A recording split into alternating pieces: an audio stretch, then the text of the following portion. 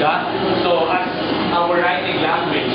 So basically, so if you will be developing a program in Java, so hindi ka pwedeng hindi gumamit ng class. Because Java programs consist of classes, or is composed of different classes. Okay, kaya we usually start our development with a class, so public class.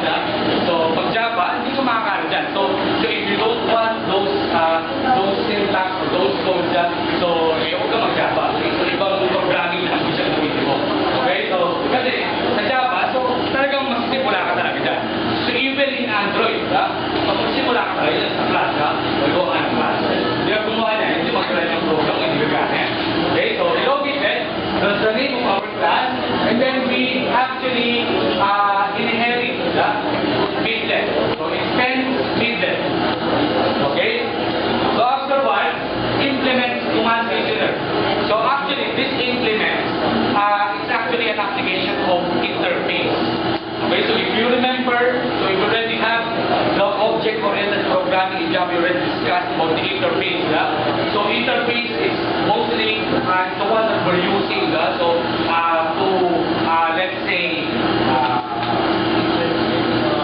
do some actions or do some set of codes na kapag pilit halimbawa yung button or click, anong mangyayari? So kapag pilit mo yung button, anong mangyayari sa kanya?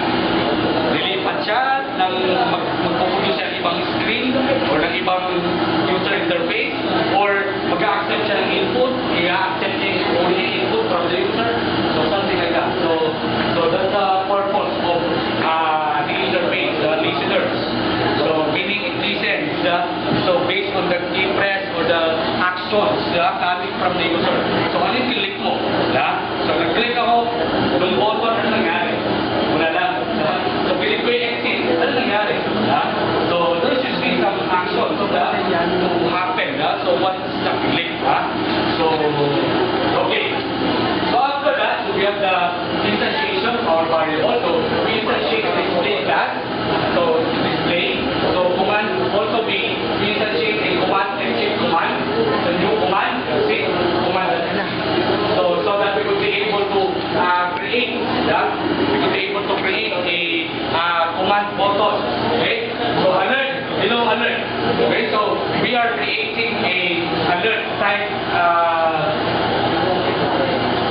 control. So in our program.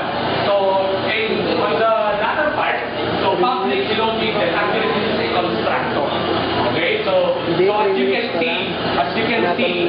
notice that on the public illocated is the same name as the class name. So in Java, it's permissible. So that is what we call constructor. Okay, so and then the purpose of constructor is to set the values, initialize everything, so that it will be implementing or it will be executing the application automatically. Everything is set. Okay, so as you can see, we have there the value of the hello alert. So what to be printed once we have the hello alert, hello world. Okay, so and then start now, and then display, then preset current. So anyway, so pause up, so and then destroy up. So as you can see, muna makikita natin is start, nag-create tayo, and then start up, and then pause, and then destroy. Yeah. So basically destroy, gagawin natin sa exit. Okay. Yeah. So the code explanation, so we have there the package Java .microedition.midlet. So it's actually the midlet package defined in the MIDP application and the interaction between the application and the environment in which the application runs. So actually, this package is actually but the one that we need for we to be able to develop a midlet application. Okay. So also we have the LCD UI. Okay. So the UI API provides a set of features for implementation of user interfaces. So